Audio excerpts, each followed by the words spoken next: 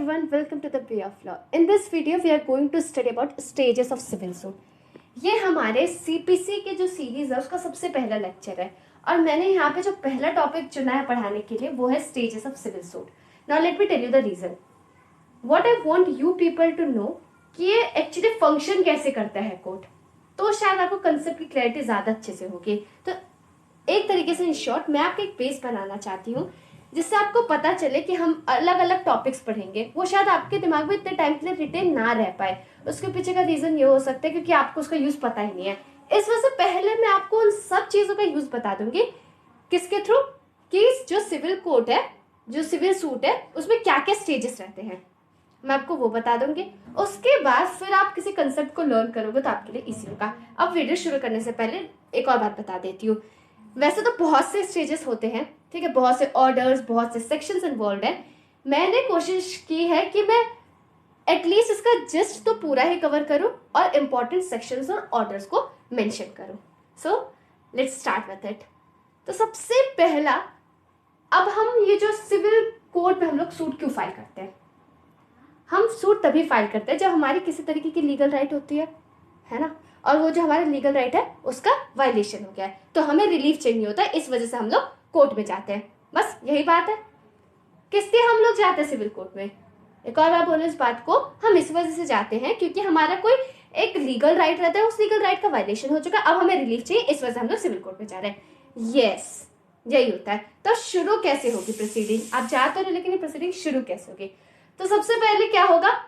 Plane file होता है. Suit कैसे इंस्टीट्यूट होता है? प्लेन फाइल होगा. प्लेन क्या रहता है? प्लेन बेसिकली इसमें क्या रहता है कि जिस भी पर्सन का लीगल राइट वायलेट हुआ है वो फाइल करता है. इसके अंदर वो लिखेगा कि क्या उसका कॉज ऑफ एक्शन है. कॉज ऑफ एक्शन मतलब कौन सा उसका लीगल राइट वायलेट हुआ है, क्या वो रिलीफ चाहता है, क्या रेमेडी चाहता है, क्या वो एडिशनल रिलीफ चाहता है, क्या केस के फैक्ट्स है. ऐसे बहुत सी बातें रहती हैं जो कि हमारा मेंशन्ड है, ठीक है, ऑर्डर 7 में. वो सारी चीजें प्लेन पे लिखी जाती है. उसके बाद अगले स्टेप जो होता है उसमें ये होता है कि अब कोर्ट क्या करेगा. आपने प्लेन तो चलो फाइल कर दिया, प्लेन फाइल हो गया, आपने प्लेन के अंदर लिखा कि इस रीजन की वजह से जो है हमारा राइट वायलेट हो चुका है, अब हम कोर्ट आए, अब हमें रेमेडी चाहिए.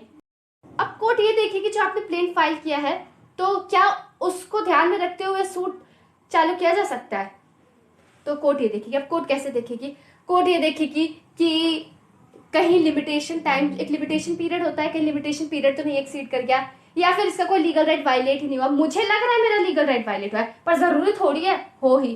तो इन सब चीजों को कोर्ट ध्यान में रखती है और इन सब चीजों को कंसिडर करने के बाद उसे लगता है कि ठीक है, हाँ हम प्लेट एक्सेप्ट कर सकते हैं. फिर क्या होगा? अब जब प्लेट दे दिया तो अब क्या होगा? जो कोर्ट है वो सम्मन जारी करेगा. सम्मन क्या होता है?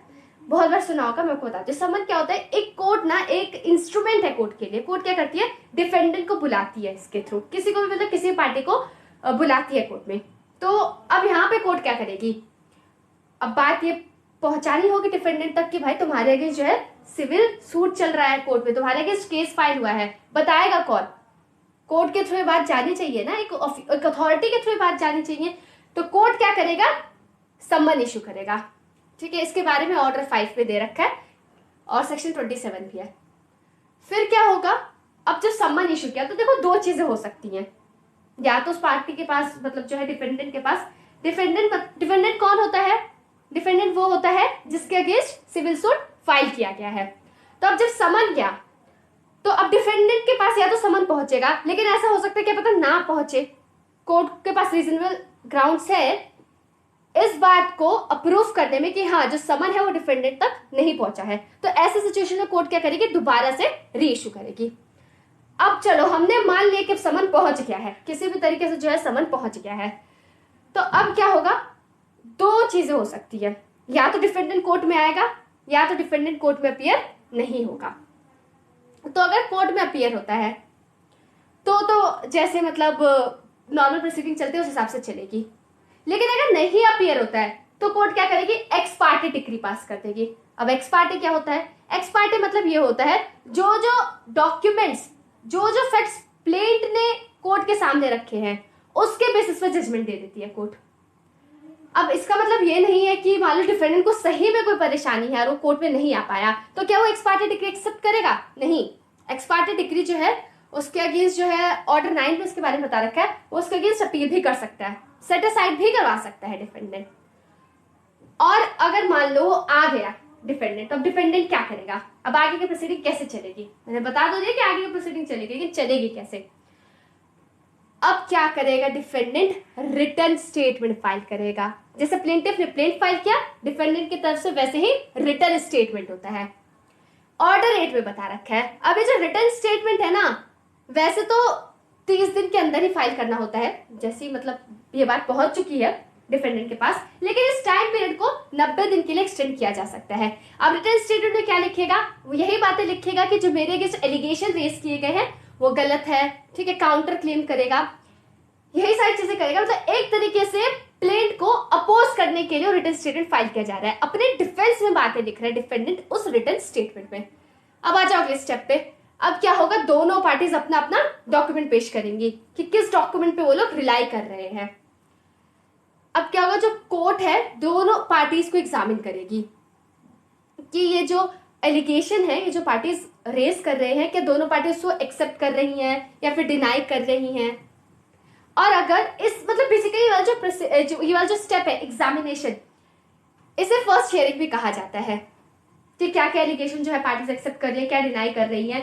इसके बाद जो कोर्ट है वो बताओ क्या कर सकता है, सेक्शन 89 ऑफ सीपीसी अगर आपने पढ़ा हो तो उसके अंदर ये बोला जाता है, कोर्ट को अगर ऐसा लगता है कि ये मैटर कोर्ट के बाहर भी सॉल्व हो सकता है, that means through arbitration, conciliation, लोक अदालत, इन सारे मतलब एडीआर के through, basically alternative dispute resolution के मेथड के थ्रू, तो कोर्ट क्या करेगी, पार्टीज को रिफर कर देगी। रिफर कर दिया तो भाई अब कोर्ट की छुट्टी, अब कोर्ट कुछ नहीं करेगी, अब पार्टीज जो है अपना देखे। लेकिन अगर एडीआर के थ्रू बात नहीं बनती है तो अब उसके बाद जो है प्रोसीजर हमारा आगे बढ़ेगा। अब क्या होगा, discovery and inspection of documents, वही डॉक्यूमेंट इंस्पेक्ट किए जाएंगे। फिर अगला होगा एडमिशन ऑफ डॉक्यूमेंट, जो कि ऑर्डर 12 में कहा गया है। ये जो मैं कुछ स्टेप्स बता रही हूँ ना, ये मतलब ऑर्डर 11, ऑर्डर 12, ऑर्डर 13 मतलब एक लाइन में है, सो आपको इजी होगा लर्न करने में। आप थोड़ा सा ऑब्जर्व करना, जैसे आप कोई सा भी ऑर्डर सेक्शन या कुछ पढ़ो ना, तो मेरी पर्सनल रिकमेंडेशन ये है कि उसे थोड़ा ऑब्जर्व करो, सीधे मतलब उसे रटने से पहले ना पहले एक बार ऑब्जर्व करके देखो, आपको लंबे टाइम के लिए याद रहेगा। अब एडमिशन ऑफ द डॉक्यूमेंट क्या होता है, सपोज कुछ चीजें होती है जो कि क्या कहते हैं कि कुछ ऐसे मैटर होगा जिसपे दोनों पार्टी अग्री कर रही हैं, है ना, और दोनों पार्टी जिसपे मना कर रही हैं, तो जिस चीज पे दोनों पार्टी अग्री कर रही हैं तो कोर्ट तो मान लेगी हाँ ये तो एग्जिस्ट करता ही है, कोर्ट उसे ये नहीं कहेगी कि तुम प्रूफ करो, ऐसा कुछ नहीं होगा, ठीक है। अगर दोनों पार्टीज ने एक्सेप्ट कर लिया तो फिर कोर्ट क्यों कहेगी कि प्रूफ करो। इस बात पे दोनों पार्टीज अग्री करती है, कोर्ट उसे प्रूफ करने के लिए क्यों ही कहेगी, राइट। अगला स्टेप आता है डॉक्यूमेंट प्रोड्यूस करना, मतलब जो भी डॉक्यूमेंट अपने सपोर्ट में प्लेंटिफ या फिर डिफेंडेंट यूज कर रहा है वो सारे डॉक्यूमेंट को प्रोड्यूस करना। और उसके बाद आता है हमारा अगला स्टेप जो कि बहुत इंपॉर्टेंट स्टेप है, ऑर्डर 14 में दे रखा है, जिसे बोलते हैं फ्रेमिंग ऑफ इश्यूज। अब नॉर्मल कोई सा भी केस फाइल होता है, आप देखो उसके अंदर कितने सारे क्वेश्चंस इन्वॉल्व रहते हैं ना। अब कोर्ट तो ऐसा नहीं कर सकती ना बैठ के सब डिसाइड करने लग जाए, टाइम इतना लग जाएगा। और एक हमारा फेमस मैगजीन है ही जस्टिस डिलेड जस्टिस डिनाइड, तो ऐसे सिचुएशन में कोर्ट क्या करेगी, देखेगी, एनालाइज करेगी कि क्या क्या इश्यू डिसाइड करना है। आप केस लॉज में भी पढ़ते होगे कि ये इश्यू डिसाइड हुआ, तो क्या कोर्ट डिसाइड करेगी, कोर्ट उसके बाहर नहीं जाएगी। जो इश्यूज कोर्ट ने फ्रेम कर लिए, मतलब जो क्वेश्चन कोर्ट ने फ्रेम कर लिए, सिर्फ और सिर्फ कोर्ट उसी का आंसर ढूंढेगी, सिर्फ और सिर्फ उसी का डिसीजन देगी, उसके अलावा कुछ और फालतू काम नहीं करेगी। अब वो फैक्ट का भी देखेगी और लॉ का भी देखेगी। इन दो चीजों को मतलब पार्टीज से बात करके, जैसे पार्टीज ने जो चीजें बोली, इन सब चीजों को ध्यान में रखते हुए जो कोर्ट है वो इश्यूज को फ्रेम करेगी, मतलब क्या क्वेश्चंस हैं, किन इश्यूज को डिसाइड करना है, उसके अलावा कुछ और कोर्ट नहीं देखेगी। फिर अगला है, अब चलो अब तो मतलब अब बात हो गई, इश्यूज भी फ्रेम हो गए, अब अपना अपना विटनेस लाएंगे ऑब्वियसली दोनों पार्टीज। तो विटनेस जो है ऑर्डर 16 में इसके बारे में क्या रखा है, कोर्ट क्या करेगी, इनके विटनेस को मतलब पार्टीज जो है लिस्ट देंगे विटनेस का, तो कोर्ट क्या करेगी, उन लोगों को सम्मन जारी करेगी। अभी जस्ट थोड़ी देर पहले किसको सम्मन भेजा गया था, डिफेंडेंट को, लेकिन अब किससे सम्मन भेजा जा रहा है, विटनेस को, ठीक है। उसके बाद फिर क्या होगा कि उसके बाद सूट की हियरिंग चलेगी, हियरिंग और फिर उसका जो विटनेस है उन्हें एग्जामिन किया जाएगा। ऐसे ही नहीं बोल के चलेगा, अरे नहीं, विटनेस को एग्जामिन किया जाएगा, उसका क्रॉस एग्जामिनेशन होगा, आर्ग्यूमेंट होगा दोनों पार्टीज के बीच में, ये सारी चीजें इस स्टेप में हो जाएंगी। ऑर्डर 18 में इसके बारे में बता रखा है। फिर अगले स्टेप में क्या होगा, अब जब आर्ग्यूमेंट वगैरह सब चीज हो गई, दोनों पार्टीज अपने अपने विटनेस ला दिए, अपने डॉक्यूमेंट्स प्रोड्यूस कर दिए, अब उनको मतलब कुछ नहीं कहना, अब आएगी, अब कोर्ट बोलेगा। तो कोर्ट क्या कैसे बोलेगा, कोर्ट जजमेंट पास करेगा। कौन से ऑर्डर में है, ऑर्डर 20, ठीक है। अब जो जजमेंट कोर्ट पास करेगा उसी जजमेंट के बिहाफ पे डिक्री भी पास होगी। अब जजमेंट और डिक्री में क्या फर्क होता है, ये तो खुद में एक बड़ा टॉपिक है, लेकिन मैं शॉर्ट में बता देती हूँ। जजमेंट में बहुत सारी चीजें इन्वॉल्व रहती है, जैसे फैक्ट्स है ना, इश्यूज और ऑर्डर, सब चीजें इन्वॉल्व रहते हैं। लेकिन डिक्री में सिर्फ और सिर्फ पूरे जजमेंट का जो ऑपरेटिव पार्ट होता है ना, जो ऑपरेट होना होता है, डिक्री में सिर्फ और सिर्फ उतना ही पार्ट होता है, बाकी कुछ भी नहीं होता। तो जजमेंट काफी वाइड होता है, डिक्री में सिर्फ वही पार्ट होगा जो पार्ट ऑपरेटिव होता है जजमेंट में। ये मैंने बोला है, ये खुद में बहुत बड़ा टॉपिक है, I will explain if you want, लेकिन अभी के लिए बस इसे इतना ही रखते हैं। फिर अगला है हमारा डिक्री। अब डिक्री जो है, जब जजमेंट पास हो तो 15 दिन के अंदर डिक्री भी आ जानी चाहिए। अब जरूरी थोड़ी है कि जो फैसला कोर्ट ने सुना है पार्टीज से खुशी रहे, जो नाखुश है पार्टीज वो क्या कर सकते हैं, अपील, रिव्यू, रिवीजन। तो जो अपील है ऑर्डर की भी होती है और डिक्री की भी होती है। अब ऑर्डर और डिक्री में क्या फर्क है, एक केस में बहुत सारे ऑर्डर पास होते हैं और ऑर्डर फाइनल नहीं होता है, लेकिन एक केस में सिर्फ और सिर्फ एक ही डिग्री पास होती है और वो डिग्री फाइनल होती है, कंक्लूसिव रहती है। I can make a detail video on this if you want, लेकिन आई थिंक इस वीडियो के लिए ये सफिशिएंट है। लिमिटेशन पीरियड का भी ध्यान रखना जब भी आप कोर्ट में अपील करो किसी डिसीजन के अगेंस्ट। अब रिव्यू की बात करें तो रिव्यू का बहुत ही लिमिटेड स्कोप है, एज सच रिव्यू का कोई ज्यादा स्कोप है नहीं। अब बात करते हैं रिवीजन की। हमें पता है कि हाई कोर्ट के पास पावर है, जो भी डिसीजन सबऑर्डिनेट कोर्ट पास करता है उसमें वो इंटरफेयर कर सकती है। कब इंटरफेयर करेगी, अगर उसे लगेगा एक्सेस ऑफ जुरिसडिक्शन एक्सरसाइज कर दिया है, या फिर उसने जुरिसडिक्शन सही से एक्सरसाइज नहीं करी, किसी तरीके की इरेगुलरिटी है, यही सारे ग्राउंड्स होते हैं।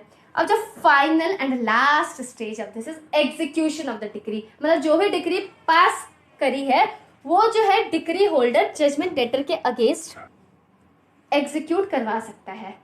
अब डिक्री होल्डर और जजमेंट डेटर किसे कहते हैं, डिक्री होल्डर वो होता है जिसके फेवर में जजमेंट आया है, और जजमेंट डेटर कौन होता है, जिसके अगेंस्ट में जजमेंट आया है। So thank you for watching this video. If there is any doubt mention in the comment box, I will try my best to help you.